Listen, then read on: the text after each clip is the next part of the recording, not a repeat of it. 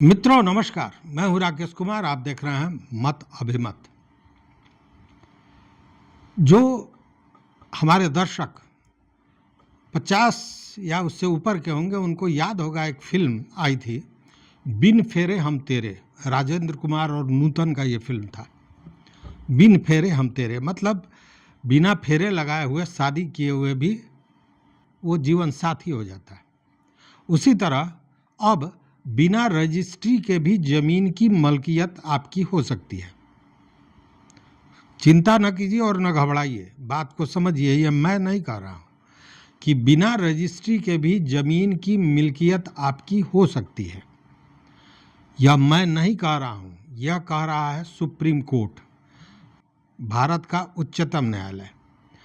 और supreme court का यह कहना है कि अब रजिस्ट्री के बिना भी जमीन की मलकियत मिल सकती है, बशर्ते आपके पास इसका पुख्ता सबूत हो कि उस जमीन पर लंबे समय से आप रह रहे हैं या आपका कब्जा है।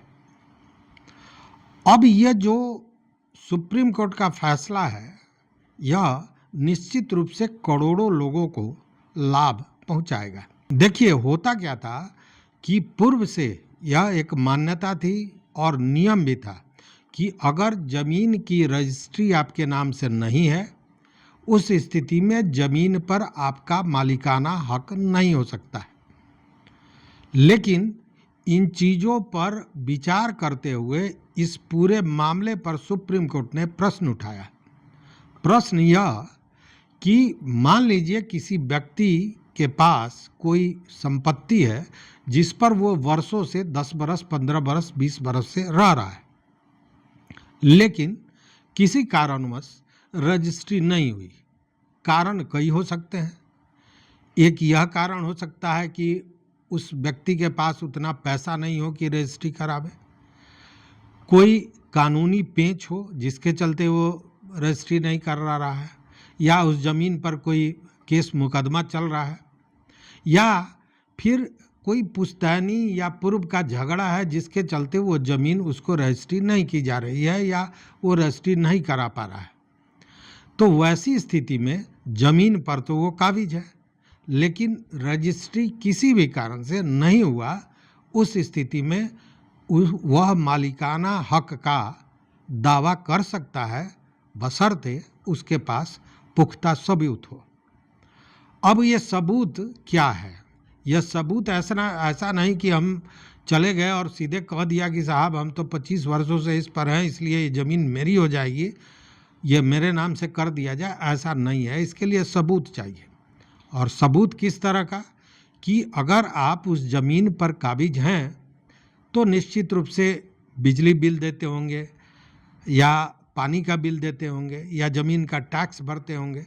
तो इस तरह का अगर कोई पुख्ता दस्तावेज जो इसके लिए कारगर है, मतलब जो सबूत के रूप में पेश किया जा सकता है, अगर वो है आपके पास, तो उस स्थिति में आप निश्चित रूप से उस पर मलकियत का दावा कर सकते हैं। और इसी को लेकर सुप्रीम कोर्ट ने कहा कि रजिस्ट्री ही मालिकाना हक होगा, ऐसा नहीं है। इसके लिए अगर पुख्ता सबूत है तो वह व्यक्ति मालिकाना हक का दावा कर सकता है। लेकिन अगर आप किसी ज़मीन पर हैं, लंबे समय से हैं और आपके पास पुख्ता सबूत है, तो उसके लिए आपको कुछ प्रक्रियाएं हैं जो पूरी करनी पड़ेंगी।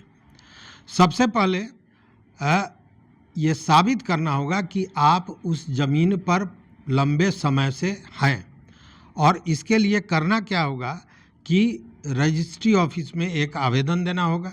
उसके साथ आपके कब्जे में वो है, इसके लिए सबूत देना होगा, पुख्ता दस्तावेज देना होगा जिसके आधार पर यह माना जाए कि उस ज़मीन पर आप थे।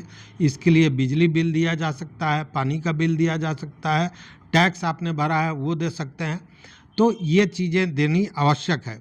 उसके अलावा जो वहाँ के स्थानीय अधिकारी होंगे, उन अधिकारी से भी आपके कब्जे में वो ज़मीन है उसका प्रमाण पत्र लेना होगा।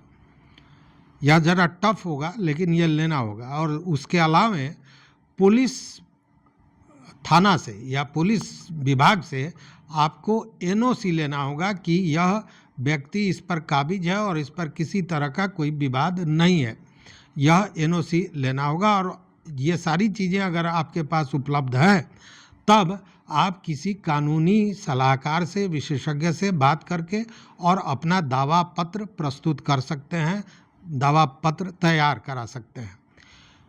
लेकिन जब ये चर्चा हो रही थी तो कुछ लोग बड़ा प्रसन्न थे, और ख़ासकर वैसे लोग जो भू माफिया का काम करते हैं, ज़मीन का काम करते हैं। चूँकि वैसे लोग जबरन दूसरे के ज़मीन पर कब्जा करते हैं और फिर अपना मालिकाना हक का दावा करते हैं। ऐसे लोगों के लिए भी सुप्रीम कोर्ट ने स्पष्ट चेतावनी दे दी है और कह दिया है कि अगर कब्जा अवैध है, अगर कब्जे का सबूत नहीं है, या कब्जा ज़बरदस्ती किया गया है, या धोखाधड़ी करके कब्जा किया गया है, वैसी स्थिति में यह राहत उन लोगों को नहीं मिलेगी। मतलब कि बिन फेरे हम तेरे तभी हो सकते हैं जब दोनों सही हो, दोनों पक्ष सही हो।